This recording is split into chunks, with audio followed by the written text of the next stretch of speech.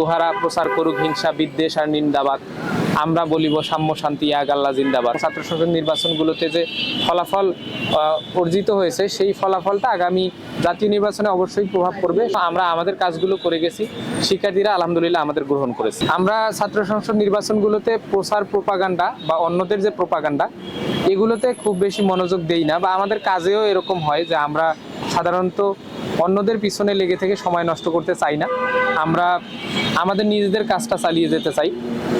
আমাদের মোটোটা এরকম থাকে, উহারা প্রচার করুক হিংসা বিদ্বেষ আর নিন্দাবাদ, আমরা বলিব সাম্য শান্তি এক আল্লাহ জিন্দাবাদ। মানে কারো নিন্দাবাদের বিরুদ্ধে সবসময় লেগে থাকলে হয়তো আমাদের সময় নষ্ট হতে পারে। এজন্য আমরা আমাদের কাজগুলো করে গেছি, শিক্ষার্থীরা আলহামদুলিল্লাহ আমাদের গ্রহণ করেছে। ছাত্র সংসদ নির্বাচনগুলো তো দেশের সবচেয়ে মেধাবী নাগরিক বলা যায় এই ছাত্র সংসদ নির্বাচনগুলোতে ভোট প্রদান করেছে, তাদের মতামত প্রদান করেছে। আগামীর বাংলাদেশটা তারা কিরকম দেখতে চায় সেটার ছাত্র সংসদ নির্বাচনগুলোতে তাদের মতামত প্রদানের মাধ্যমে সেটা বুঝিয়ে দিয়েছে।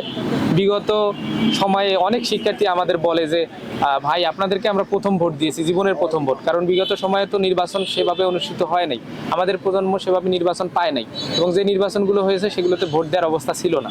এজন্য তারা তাদের মতামত এই যে সুন্দরভাবে ব্যক্ত করতে পেরেছে, এবং ছাত্র সংসদ নির্বাচনগুলোতে যে ফলাফল অর্জিত হয়েছে সেই ফলাফলটা আগামী জাতীয় নির্বাচনে অবশ্যই প্রভাব পড়বে, সংখ্যার দিক থেকে হোক বা নাগরিকের দিক থেকে হোক বা তাদের দেশে অবস্থানের দিক থেকে হোক। আমরা যদি সংখ্যার দিক থেকেও হিসাব করি, দেশের আমরা প্রায় 4 কোটিরও বেশি ছাত্র তরুণরা এখানে আছে, তারা তাদের মতামতটা অবশ্যই জাতীয় নির্বাচনে প্রভাব পড়বে বলে আমি মনে করি।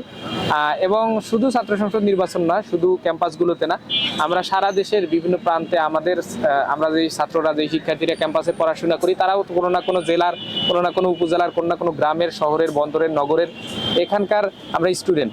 আমরা যখন এলাকায় যাই তখনও এই প্রভাবগুলো আমরা দেখতে পাই। আগামীর বাংলাদেশ ইনসাফের বাংলাদেশ করার জন্য বাংলাদেশের মানুষ সবসময় জাগ্রত আছে, এবং এইটা করার জন্য বিশেষ করে বিভিন্ন আন্দোলনে আমরা দেখেছি, আধিপত্যবাদ বিরোধী আন্দোলনগুলোতে হাদির ভাইয়ের স্মরণে হোক বা হাদি ভাই সংশ্লিষ্ট যে কার্যক্রমগুলো সেগুলোতে আমরা দেখেছি যে বাংলাদেশের মানুষ আধিপত্যবাদের বিরুদ্ধে ইনসাফের পক্ষে তাদের মতামত দিতে চাচ্ছে, এবং আমরা সেটা গ্রহণ করতে চাই ইনশাআল্লাহ।